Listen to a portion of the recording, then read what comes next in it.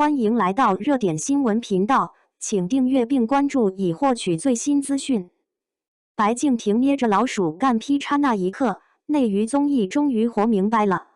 收官之夜，当白敬亭亲手操纵那个穿着他23号球衣、被戏称为老鼠干的瘦长人偶，摆出一个滑稽劈叉造型时，屏幕前的观众笑疯了，也看懂了。这一幕远不只是一个简单的综艺笑料，它是一场持续了整季的精心设计的缺席与在场的行为艺术，更撕开了当下内娱综艺尴尬现状的一道口子。当顶流不得不消失，节目除了摆烂和抱怨，还能怎么做？现在就出发3给了个教科书级的答案。白敬亭因档期错过意大利站，节目组没哭惨，没卖委屈，反而花了不到1000块，定制了这个丑萌人偶，让他代替小白出现在米兰大教堂前，穿插在每一期转场镜头里。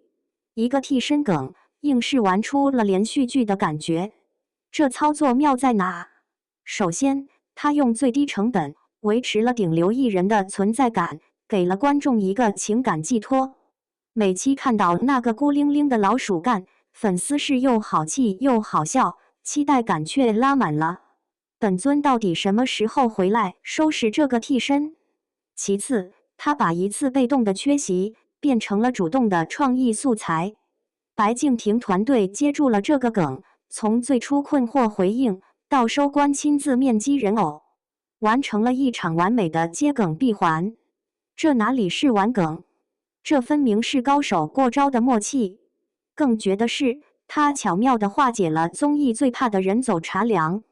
常规操作里，嘉宾缺席，要么剪掉镜头热度骤降，要么嘉宾归来气氛微妙。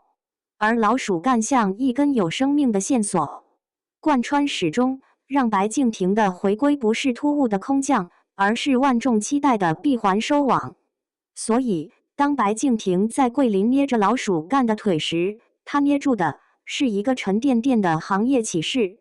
最高级的综艺效果，不是堆砌明星，而是经营关系；最聪明的危机处理，不是掩盖问题，而是把问题变成节目的一部分。观众为什么买账？因为大家厌倦了工业糖精般虚假的兄弟情，也看腻了流程生硬、嘉宾貌合神离的拼盘游戏。他们渴望看到的，正是这种熟人局里自然流露的羁绊。沈腾会记得给缺席的小白挑礼物，范丞丞会在游戏里隔空 Q 他，王安宇能和他有风象星座显眼包的莫名默契。这些细节靠剧本写不出来，靠人设演不出来，那是时间与真心熬出来的。白敬亭的回归让节目热度飙至28000，豆瓣评分稳在 8.3， 被赞电子榨菜天花板。广西文旅趁机发起打卡热，带火一方山水。这一切的起点，竟然只是一个1000元不到的搞笑人偶。这告诉我们一个朴素的道理：观众要的从来不是完美的明星，而是有血有肉、能一起玩一起疯的自己人。节目组要做的，也不是看明星下菜碟，而是搭建一个能让真实情感自然生发的舞台。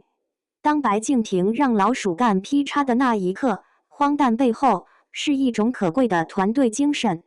即使人不在，魂也在；即使被调侃，也能笑着接住，并玩得比你更精彩。内娱综艺或许就该学学这种率而不自知的松弛，和把短板变经典的智慧。毕竟，能笑着把黑历史变成周边产品的人，才是真正玩明白了游戏的人。